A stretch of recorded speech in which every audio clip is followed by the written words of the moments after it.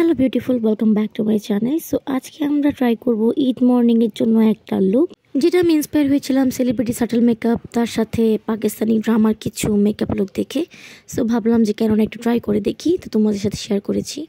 Basic মেকআপের জন্য আমাদের খুব বেশি দরকার নেই, খুবই মিনিমাল প্রোডাক্ট ইউজ করেছি। ফাউন্ডেশন, কনসিলার, তারপর অ্যাপ্লাই করেছি ব্লাশ হিসেবে আমি অ্যাপ্লাই করেছি একটা লিপ অয়েল। তুমি চাইলে লিপ টিন্টও অ্যাপ্লাই করতে পারো, লিকুইড ব্লাশ অ্যাপ্লাই করতে পারো, যেটা তোমার পছন্দ। তারপর মাস্কারা অ্যাপ্লাই করেছি, কোনো ধরনের ফলস আইল্যাশ অ্যাপ্লাই করবো না।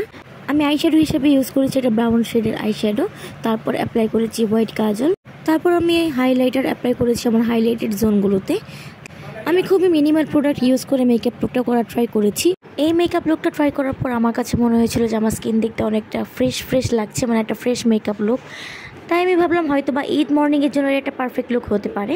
সো আমি লাস্টে অ্যাপ্লাই করেছি একটা ম্যাট লিপস্টিক, তারপর অ্যাপ্লাই করেছি একটা লিপ অয়েল। এই তো আমার ফাইনাল লুক। আশা করছি তোমাদের কাছে ভালো লাগবে। সো আজকের মতো টাটা, ঈদ মোবারক।